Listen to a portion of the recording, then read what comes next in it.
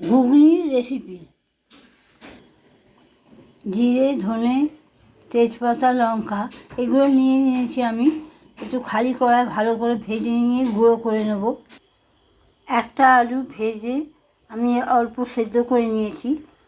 আর tomato নিয়েছি, তেঁতুল জল নিয়েছি, আর পেঁয়াজও নিয়েছি।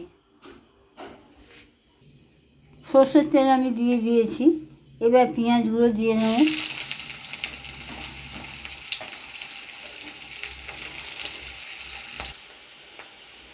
পেঁয়াজগুলো আমার লাল করে ভাজা হয়ে গেছে।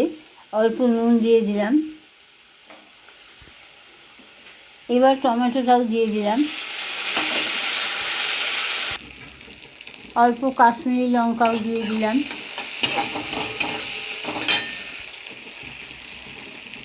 আদা রসুন থেঁতো করে রেখেছিলাম, সেটাও দিয়ে দিলাম।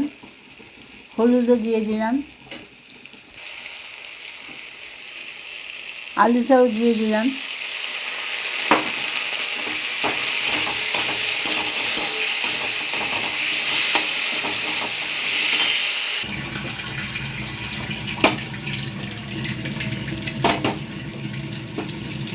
এবারে মটরগুলোও দিয়ে দিলাম।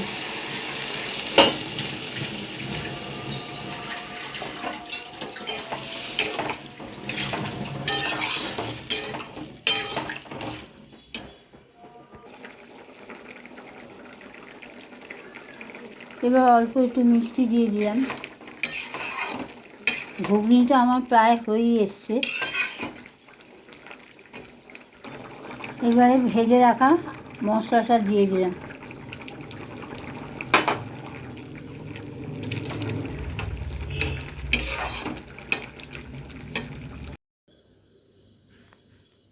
অল্প গুঁড়ো মশলা দিয়ে দিলাম।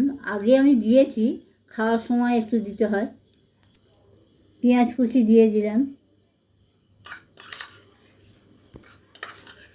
পেঁয়াজ কুচি আর শসাও অল্প দিয়ে দিলাম। অল্প ধনে পাতা দিয়ে দিলাম। অল্প কাঁচা লঙ্কাও দিয়ে দিলাম।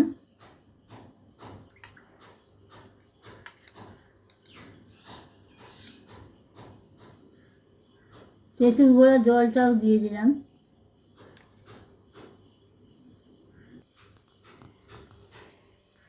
ঘুগনির রেসিপিটা আমার রেডি হয়ে গেছে।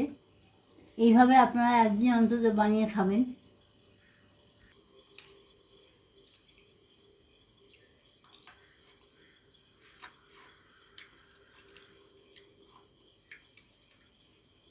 ওহ, দারুণ, একদম অপূর্ব।